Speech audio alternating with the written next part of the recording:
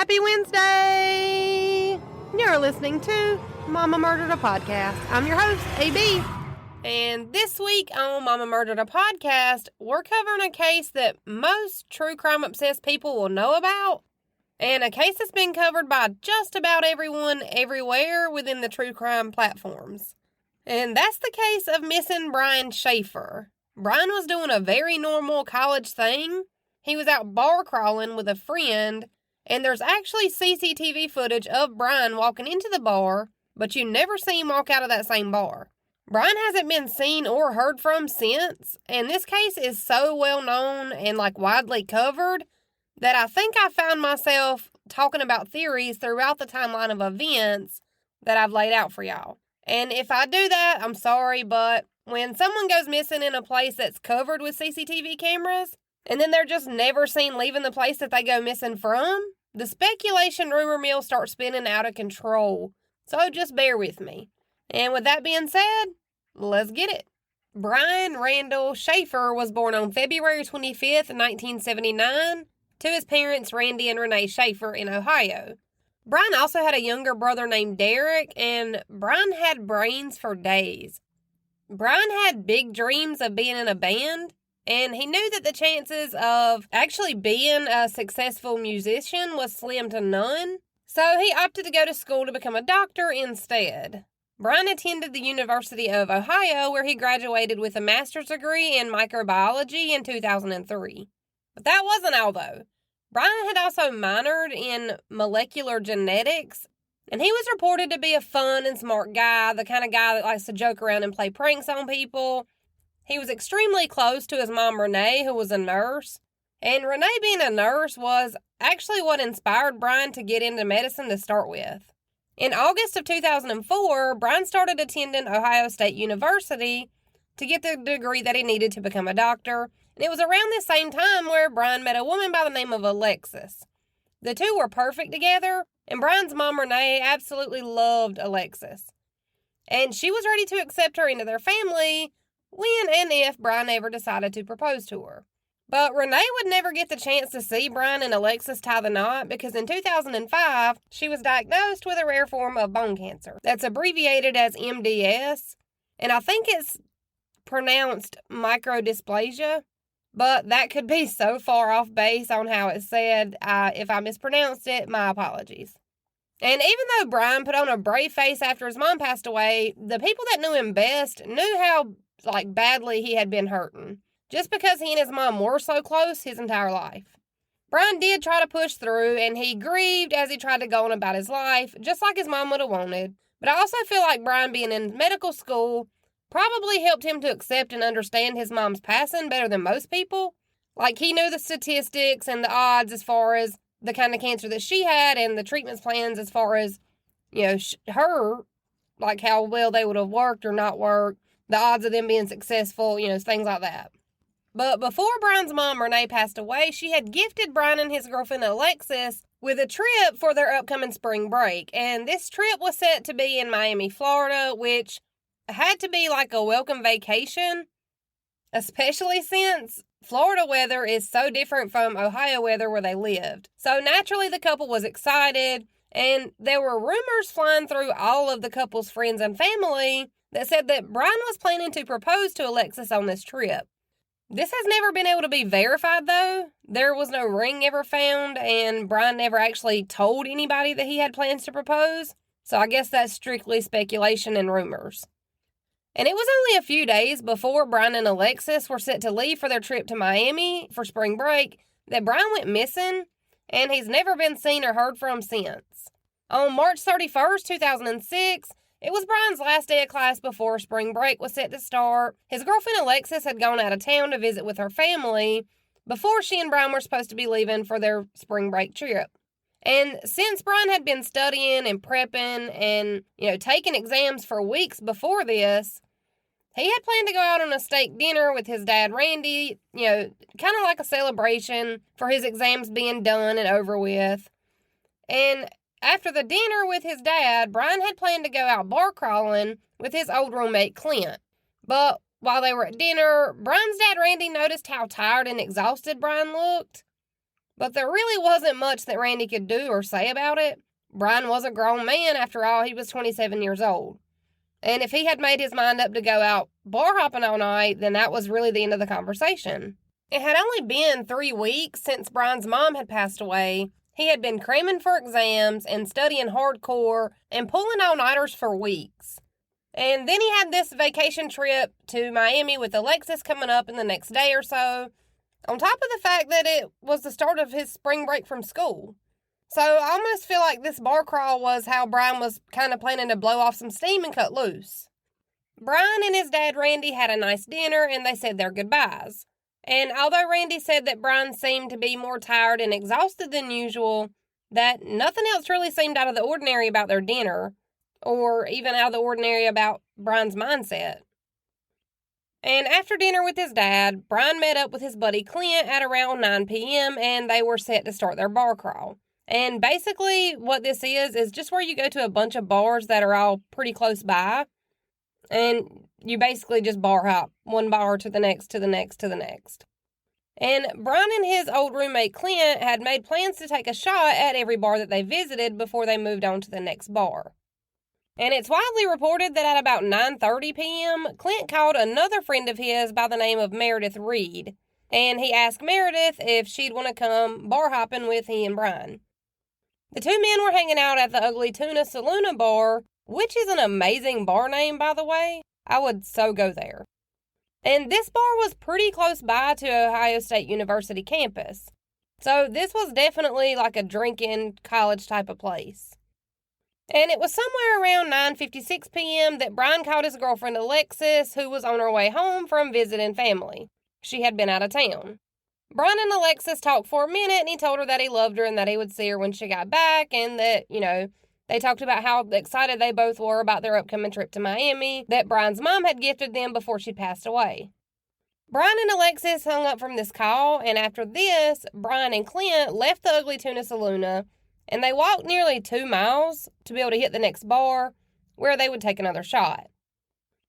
Brian and Clint eventually ended up in what's referred to as the Arena District, which is a pretty popular area in Ohio, because it's oftentimes where concerts and other big events are held. So, naturally, this would be the perfect place to continue a bar crawl. And they were at a bar called the North Shore Tavern, and that's where Meredith met up with Clint and Brian, who Clint had called earlier in the evening to ask to join them. After they'd hung out for a while and they'd all had some drinks together, Meredith asked Brian and Clint if they wanted to ride back to the Ugly Tuna Saloon, which is the same bar that the two men had started at earlier in the night. And they both agreed to let Meredith take them back to the Ugly Tuna bar, and it was at about 1:15 a.m. that you can see Brian, Clint, and Clint's friend Meredith entering the Ugly Tuna Saloon bar. And all three of them were caught on CCTV cameras coming into the bar at 1:15 a.m. And the Ugly Tuna is set up where you have to ride an escalator to another floor, and when you get off of the escalator, you're basically standing right in the front entrance of the bar. So on the CCTV cameras, you can see Brian, Clint, and Meredith, all three, riding the escalator up to the entrance of the Ugly Tuna bar. And now, since we're at 1:15 a.m., we're technically into the early morning hours of the next day. So we're technically talking about seeing Brian, Clint, and Meredith on the escalator and entering the Ugly Tuna bar on Saturday, April the 1st. Even though Brian and Clint had originally started bar hopping on March 31st. So Brian shows up on CCTV footage again at 1:55 a.m. And this time he's right outside of the Ugly Tuna's bar entrance, kind of in the lobby area, but he's not technically inside of the bar this time when he's caught on camera. And in this footage from April 1st, 2006, Brian can be seen talking with two unknown females. You can see Brian kind of wave goodbye to the two girls, and then he just kind of turns around and heads back into the bar. He goes out of frame, and he's never been seen again.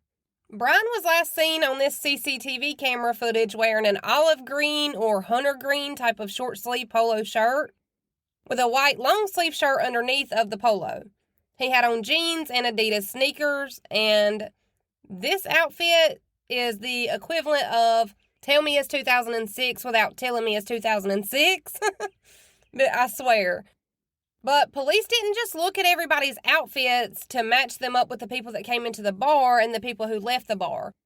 They actually went through every single person who walked into the Ugly Tuna Saloon and bar that night, and they were able to match every one of those same people to people who eventually left the bar at some point throughout the night. Everybody that is on the CCTV camera is accounted for except for Brian. Brian can be seen walking into the Ugly Tuna Saloon, but he's never seen walking back out of the bar.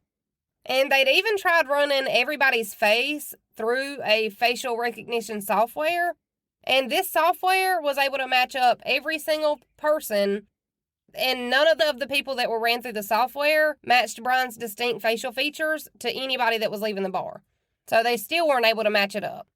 And at some point during the night while Brian and Clint were bar hopping, Brian told his friend Clint and Meredith that he was going to walk over and talk to the guys that were in the band that had been playing in the bar that night. And this would make sense because Brian wanted to be in a band so bad, but the way that Brian looked at it was kind of like him becoming a doctor was just a way for him to be able to pay bills until he was able to make it as a musician. But he wasn't stupid, and he knew that it was kind of unlikely that he would hit it big in the music industry, so he went into medicine instead. But Brian had such a love for music that he actually had a Pearl Jam tattoo. And his life dream wasn't to become some great doctor, it was to be in a badass band. So of course he wanted to go talk to the guys in the band while they were packing up their instruments for the night. But the members of the band have all been talked to in relation to Brian's disappearance, and none of them even really remember talking to Brian that night. So we'll have to come back to this later on in the episode. So it's this time of the story, it's about 2 a.m. It's time for last call where the bartenders start kicking people out. Clint and Meredith couldn't find Brian and they hadn't seen him in a while. They just kind of assumed that Brian had left without telling them goodbye. And they'd both tried calling Brian a few different times, but Clint and Meredith just kind of figured that Brian had pulled an Irish goodbye and left without saying goodbye to anybody. And when they couldn't find him and they couldn't get in touch with him, Clint and Meredith just kind of left the Ugly Tuna without Brian, and they haven't seen him since. And they both just figured that they'd see him later, like we all do when we skip out on a goodbye. We never actually think that that'll be the last time that we ever see or speak to that person. And this night of bar hopping was no different. Clint and Meredith both just assumed that they would see and talk to Brian later, but they wouldn't. It wasn't until the next morning, on April 1st, that somebody was alerted that something was very much wrong with Brian. And it was the next morning when Brian's girlfriend, Alexis, tried calling him on his flip phone, and it went straight to voicemail. And initially, Alexis just thought that Brian was probably sleeping off a night of drinking and bar hopping. You know, he'd done that before, but that he would call her back when he woke up. Alexis tried to call Brian a few different times throughout the same day of April 1st, and every time she tried to call, she got Brian's voicemail. And after a few separate missed calls, Alexis started to get worried, so she got in touch with Brian's dad, Randy. Randy went to Brian's place to see if he was home and maybe see what was going on. And when Randy got to Brian's house, he saw that everything in the house was in perfect condition. Brian's bed was made, his car was still in the parking lot where it was normally parked, and even though everything looked to be in the right place, and nothing seemed to be out of place, Brian's apartment almost looked like he'd just left the house and just never came home again. Brian's girlfriend and his family didn't know it at the time, but that was the exact situation that they were looking at. Brian had left for a night out of bar hopping, and he had just never returned home. And Randy obviously got in touch with police and reported Brian as a missing person. But Brian wasn't actually reported missing until that Monday. So no one had spoken to Brian since Friday evening, and he hadn't been seen since early Saturday morning, like 2 a.m. early. But still, it wasn't until Monday that enough red flags had appeared for Brian's dad, Randy, to report him missing. Because after everything that Randy had seen, heard, and been told, it was all super weird. Brian wasn't the type to just ignore calls from his girlfriend. He also wasn't the type to just take off and not say anything to anyone, just to have his entire family worried and wondering if he was okay. It was all just really out of character for Brian, and none of this was something that Brian would have normally done. And everybody that knew Brian best said the same thing, that, it wasn't hard to come to the conclusion that something was very much wrong. And while everybody assumed that something was wrong, nobody had any proof that something was wrong. Who's to say that Brian hadn't just taken off on a spur-of-the-moment trip without telling anyone and without keeping in touch with his friends and family? But everybody's worry level was kicked into overdrive when Brian didn't show up for his flight to Miami on Monday, April the 3rd. So he had missed the flight that his mom had already paid for and gifted to him and his girlfriend Alexis. This flight to Miami for Brian and his girlfriend was set to take off just a day and a half after Brian had last been seen on CCTV cameras at the Ugly Tuna Saloon bar. And the last time he was seen on those cameras was when he was talking to the two unknown girls.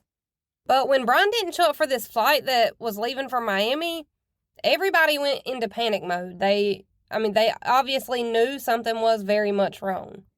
Brian and his girlfriend Alexis had both been so excited for this trip, and they both agreed that they'd just see each other at the airport the last time that they had spoken on the phone with each other. But the last time that Brian's girlfriend had actually talked to him was the same night that he had been out bar hopping with Clint. And it was the same night that he was seen on the CCTV cameras going into the bar and never leaving the bar. But nobody had checked those CCTV cameras at the Ugly Tuna Saloon yet. No one had thought to check those cameras yet. But after Brian left his girlfriend Alexis standing by herself in the airport, and after he never showed up to board the plane, even the Columbus, Ohio Police Department was convinced that something was probably up with Brian not showing up to board a flight for a vacation that he was super excited for. So, Ohio Police Department starts looking at this a little bit more. And Sergeant John Hurst checked to make sure that Brian hadn't gotten on a different flight, either by mistake or on purpose. But that turned up nothing. Brian hadn't taken a different flight to another destination, and he hadn't accidentally boarded the wrong plane. And this reminds me of the saying that I've heard my entire life, which is the simplest answer is usually the right answer. So obviously the police were checking for the easiest and most obvious scenarios first. So police's next stop was that they needed to figure out where Brian had been before he was last seen and who he had been with when he was last seen. And after talking to a few people, police were able to put together that Brian had been bar hopping with his buddy Clint and Clint's friend Meredith. And after police had figured out who Brian had been with, they needed to talk to Clint and Meredith, because they were able to provide a list of bar names and rough estimate time frames of what bar they had been in at what time. And of course, police were able to check this with CCTV cameras at all the bars, but when police looked at the Ugly Tuna Saloon camera footage, they saw that Brian had definitely walked into the bar with Clint and Meredith, but that Brian was never caught on footage leaving the bar, either with or without Clint and Meredith. And after seeing this, Sergeant Hurst was also able to confidently say that all of the exits at the Ugly Tuna Saloon were covered by security cameras. Well, except for one exit, that is. And that one exit was a back door to the bar that was only supposed to be used for employees. And when you open that back door, it would lead you out into a construction zone where renovations and road work type of things were being blocked off. But if Brian had walked out of that door and onto the construction site, even though there weren't cameras out there, there would have still been cameras at the other businesses and places around the construction site. So even if he did walk out and somehow managed to slip every camera in the Ugly Tuna bar, there still would have been cameras at other restaurants, bars, banks, gas stations, what have you, whatever's right there. So police checked all those cameras too. And there was still no sign of Brian. It honestly looked like Brian had walked into the Ugly Tuna bar and just never walked out. Like he had quite literally vanished into thin air. And as investigators got deeper into the case, they went to talk to Brian's buddy Clint and Clint's friend Meredith, who had been the last two people that had seen Brian. And they asked if they'd be willing to take a polygraph test to rule him out as suspects. Meredith agreed, and she passed her polygraph test with no issues. Clint, on the other hand, had already hired legal counsel for himself after Brian's disappearance, which was probably a good idea, because he takes a lot of heat in this. But Clint had also refused to take a polygraph because his lawyer advised against it. And of course, this sent the speculation rumor mill into a tailspin, People saying that Clint had to be involved in Brian's disappearance somehow, and, so forth and so on. But let's kind of run through this real quick. First of all, if your lawyer tells you not to do something, then don't do it. That's like common sense 101.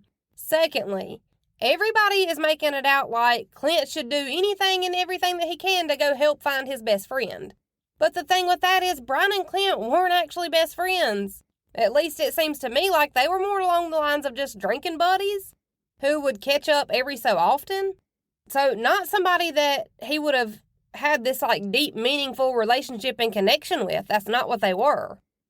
And somebody was able to get a hold of Brian's phone records, and they were able to find that Brian and Clint hadn't even been in contact with one another in a while before they went bar hopping together. Like, I want to say it was like somewhere around St. Patrick's Day, I believe. I could be wrong on that, but I want to say that I saw that the last time that Brian and Clint had been in touch was sometime in March. When they went out, it was the last day of March. Like, you're not going weeks without talking to your best friend. They didn't talk every day. They were casual friends who kept in touch periodically.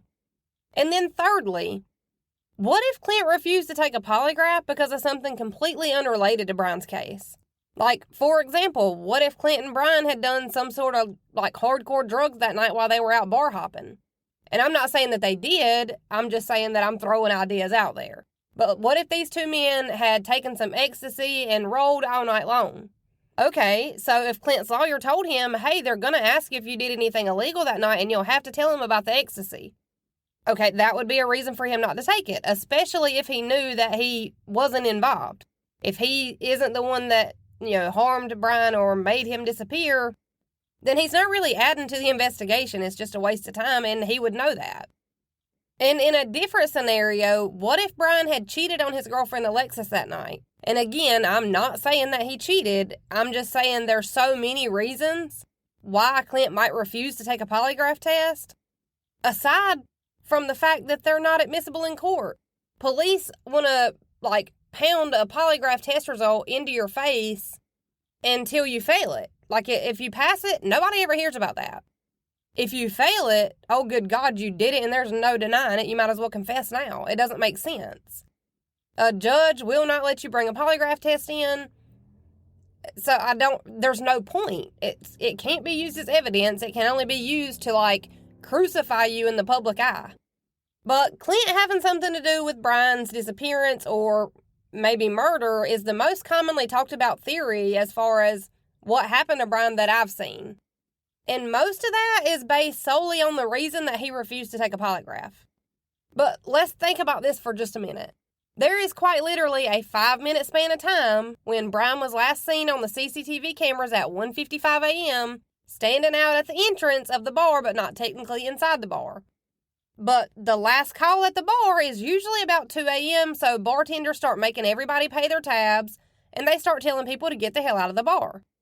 So in 5 minutes, people think that Clint could have not only killed Brian without leaving any evidence behind, without leaving any eyewitnesses behind, and without anybody hearing or suspecting a single thing.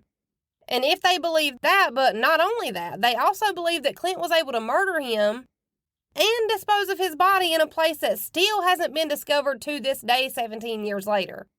But Clint would have had to have found somewhere to dispose of Brian's body where there was no chance that somebody would smell a decomposing body. It wouldn't be noticed. Somewhere where bar employees either weren't allowed to go or didn't know existed. Come on, that is insane. There's no way that he was able to do all of that, murder Brian, leave no evidence, no eyewitnesses, and dispose of his body in a place that is so securely hidden that it still hasn't been found decades later. All of that in 5 minutes. There is absolutely no way.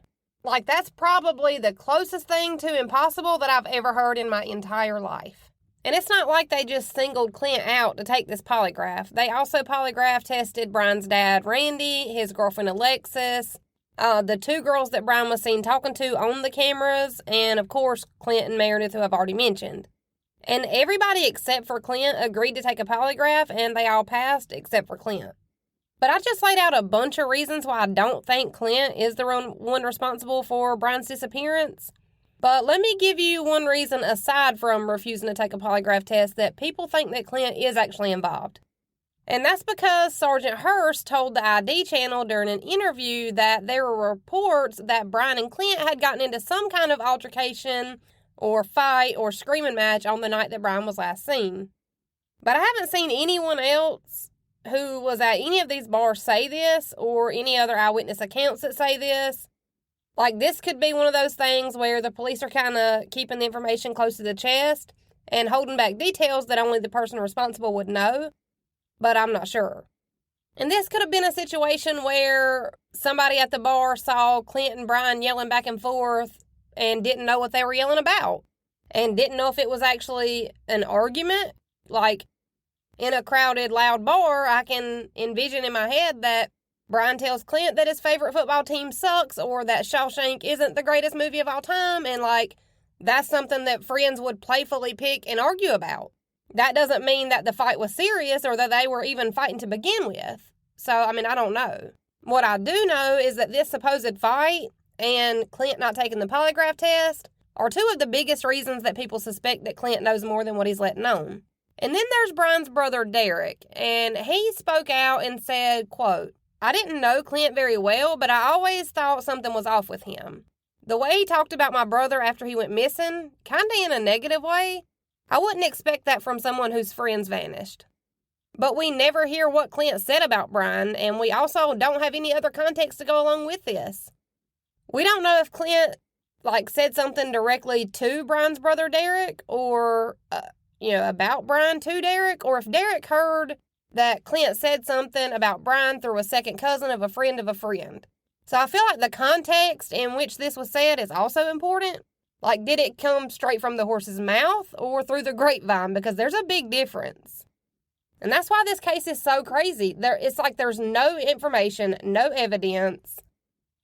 I mean, that short little snippet is the whole case. The rest of this is just me rambling. Police had talked to the band that had been playing at the bar that night because, remember, Brian told Clinton Meredith that he was going to go talk to the band members before he decided to head out and go home. And maybe the band was already finished packing up, and maybe Brian changed his mind about walking over to talk to him, or, decided to either leave or go to the bathroom or something like that, because the band members don't have any recollection of ever talking to Brian that night. That could also be because, this band probably talks to 50 or 60 people that are drunk at the end of a set. So not one face would stand out, especially if there was nothing remarkable about their conversation. So maybe Brian did talk to the band members and they just don't remember. Or maybe he never talked to them at all and that's why they don't remember. But this wasn't one of those cases where police didn't react and where they didn't take this missing person case seriously. They definitely did. They hung up missing persons flyers all over campus and all in the towns nearby campus.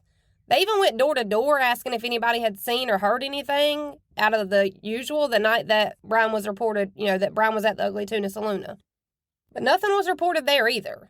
Police brought in tracking dogs and still nothing was ever found. And here it is 17 years later and we're still not any closer to finding Brian Shaffer. And sadly, in 2008, Brian's dad, Randy, was killed in a freak accident just 2 years after Brian had gone missing. A tree had fallen on him right outside of his own backyard in his own yard after a storm, and he died never knowing what happened to his son, Brian. But after Brian's dad, Randy, passed away, there was an online obituary posted. And this is where you can send flowers or make a comment or share a memory. And there was a comment that was left on Randy's obituary online that read, quote, "Dad, I love you. Love, Brian." And it said that the location of this message was sent from the Virgin Islands, but police were able to track the IP address to see where the post had been made from originally. And this comment had actually come in from Franklin, Ohio, and not the Virgin Islands. So as sad and cruel as it is, this was ruled out as some kind of sick joke that somebody would try to play on the remaining Shaffer family. And this sadly happens a lot more often than you'd think, where somebody in the public sees a highly publicized case and they, try to call the family and tell them they know something or they know where the body is. It's really sick. And it usually turns out to just be a teenager that needs a hug, but this gave a lot of people hope only to find out that it was a hoax by a teenager. Before Brian's dad Randy was killed by a tree in his backyard, he had tried anything and everything to find any information or leads as to the whereabouts of Brian. He'd even taken help that was offered to him by psychics, and this led to Randy being told that Brian was in all kind of different places and in all kind of different situations, and all of them led nowhere. But luckily, the people who Brian's dad Randy had met on his search for answers to where Brian was are actually the ones that are still searching for Brian now. They're still looking for clues and leads as to where he might be. And they're doing this all in the name of the Shaffer family and to honor Randy. And one really cool thing that happened after Brian went missing was that Brian's favorite band, Pearl Jam, was playing at a concert where Brian had planned to attend this concert when the lead singer actually stopped the whole song set in between songs, and he gave everybody in the audience a quick overview of Brian's story, and he listed numbers and places that you could call with information and leads, which Brian would have loved. Like, he loved Pearl Jam so much that he had their debut album tattooed on his body. And Brian's girlfriend, Alexis, got in the habit of calling Brian's phone every single night as a part of her bedtime routine, and she did this for almost a year. And every night, when Alexis made the call to Brian's phone number, the phone would go straight to voicemail. But then there was one time, about 6 months after Brian vanished into thin air, when Alexis called, it rang. It finally rang. But no one picked up. It rang 3 times. Alexis said she had never been so nervous in her entire life, and that she wasn't even sure what she would say if somebody decided to answer the phone. The call was able to be triangulated to show that the phone had actually rang. It was still in Ohio. But they weren't able to get anything else from it, and police and Brian's phone carrier at the time looked into it, and this is reportedly just a freak accident where the ringing was caused by the phone being bounced from tower to tower, the signal from the phone being bounced from tower to tower. So, it wasn't actually ringing on Brian's phone, it was only ringing on Alexis's end as a freak accident. And with so little leads and no real direction on where to go within this case, we can't really do anything but speculate on what theories are as far as what people think happened to Brian or who they think is responsible. There are a large number of people who think that Brian found a way to slip out of the bar to start a new life for himself, but this doesn't really make sense when you think about how much Brian's own life he had dedicated to school and being a med student. Why would you just turn your back on all of that time and hard work? He was a little depressed, and he was a little sad about the passing of his mom, but no one that knew Brian believed that he would just up and leave. But Brian just upping and leaving seems a little more validated when we find out that Brian's girlfriend, Alexis, talks about a time that she remembered shortly before Brian's mom had passed away, that Brian had asked Alexis to just run away with him because he was in a dark place. I'm sorry, after Brian's mom had passed away, not before. That they could just run away together and start an entirely new life. He was sad, he was grieving. Alexis declined, and when she talks about it later, she says she's still not sure if he was joking or not, but in hindsight, it's interesting. It's interesting if nothing else. At the very least, it's interesting. Brian had also told his girlfriend Alexis that if something were to ever happen to him, that she should move on with her life and find love again. And this could be something, or it could be nothing. This could be Brian giving Alexis small hints that he was about to leave his life, his entire life behind. Or this could be just something that he said during a time when he was grieving, his mom's death, and something that meant nothing except for that Brian was in his feelings after his mom passed away. So it could be something, it could be nothing. Brian had lost his mom just 3 weeks before he went missing, and he would have also seen and witnessed and felt the grief that his entire family felt when she passed away. I just don't see Brian purposely putting his family through that again by just up and leaving his entire life behind to start new under a new identity somewhere. It just doesn't seem like something that most good-hearted people would do. Especially considering Brian's brother, Derek, lost his mom, Brian, and his dad all within a 2-year span. And he is the only immediate family left from his house of 4 that he grew up in. That is so sad. And you have to think about the fact that if Brian did want to start a new life and leave his life behind and change his name and move to a tiny island somewhere tropical where he could play music and sip mixed drinks all day, then there are so many other ways that he could have done this besides it being at a bar at 2 a.m. called the Ugly Tuna with a group of friends that he wasn't really that close with to start with. He could have told Clint and Meredith bye, and he could have went home to his apartment and left for the islands from there, whatever. But why in the middle of the night when you've had a few too many drinks? And then there's a different camp of people who think that maybe Brian committed suicide. But Brian had just had dinner with his dad the same night that he'd gone missing, and everything seemed fine. Nothing seemed to be wrong with Brian. Nothing was out of the usual with him. And then there's, of course, the Clint theory. If Clint killed Brian, then Meredith would also know about it. And it's hard for one person to keep a secret, much less two. So I feel like if that were the case, then we would have found out about it by now, for sure. Then there's another group of people that think that maybe Clint helped Brian to run away from his life and start new somewhere. And, that since Clint had helped Brian leave his old life behind, that maybe that's why he'd refused to take a polygraph test when the officers asked. But for starters, none of Brian's money or bank accounts had been touched since Brian had gone missing. There was no money missing from his account or his savings. Like, he would need money to run away and start a new life somewhere.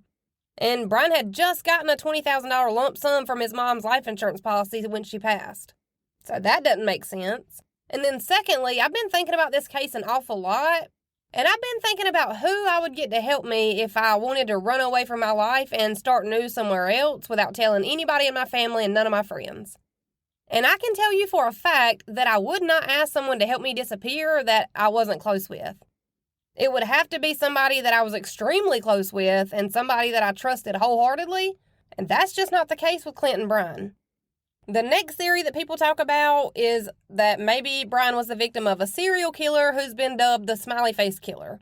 The Smiley Face Killer itself is kind of a mystery and a theory all within itself too, though, because there's no real proof that there's even a Smiley Face Killer that exists.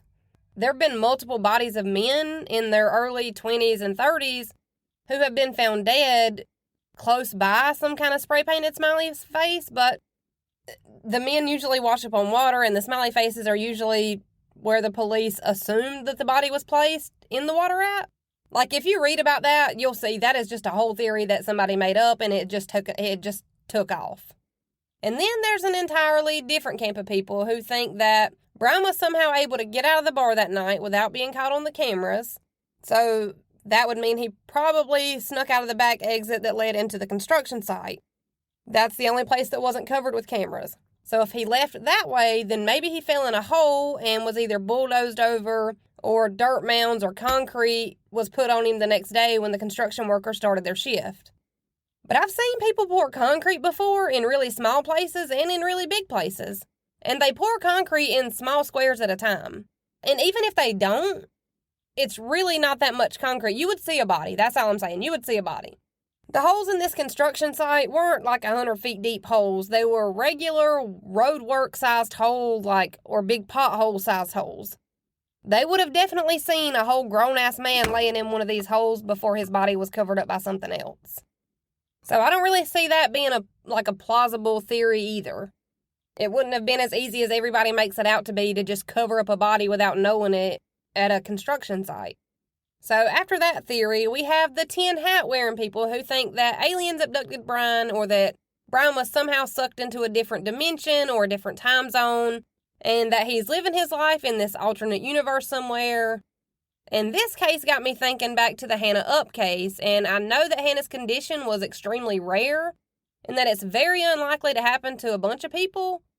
But what if Brian was so stressed out between school and his mom just passing, and then he's allegedly trying to propose to his girlfriend? What if all that stress did send him into a dissociative fugue state and he completely dissociated from his identity and his whole life? I don't know. And that theory would kind of work, except for the fact that Brian still wasn't captured on any of the multiple CCTV cameras leaving the bar. So how the hell did Brian get out of the bar? There are people that think that maybe the band members that played at the Ugly Tuna that night were somehow responsible for killing Brian, but they didn't know Brian at all in any sense of the word. Like, what possible motive would they have for wanting Brian dead? I can't think of a single thing. There's also another theory that floats around that says that maybe Clint and Brian were having some kind of sexual relationship, and Brian was only using his girlfriend Alexis as a cover-up, and jealousy and, whatever. I don't know. I don't think that's the case either, but I could be wrong. But it seems like any theory that you come up with in this case, you can debunk it somehow if you just sit and look at all the facts. So that just leaves us right back at square one every time you think a theory sounds good. This case drives me insane. It's right up there with JonBenet Ramsey.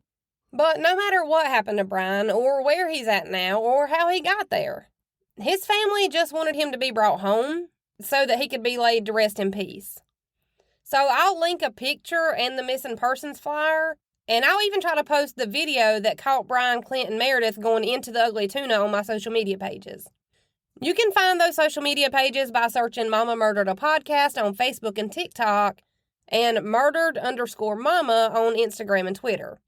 And if you have any information about Brian Shaffer, or if you think you know someone that does, just give Crime Stoppers of Ohio a call. They really need some help with this one. The number to call for Ohio Crime Stoppers is 614-461-8477. And with that, let's do it again. Same time, same place, next Wednesday. See you then.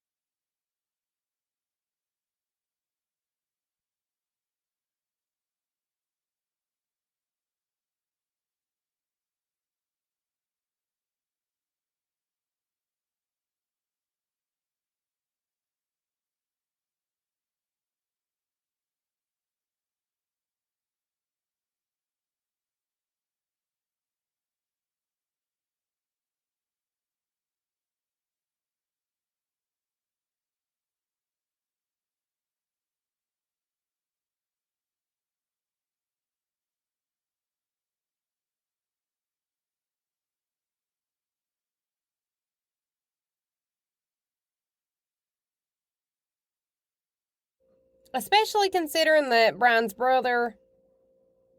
Especially considering... That's how my mama murdered a podcast.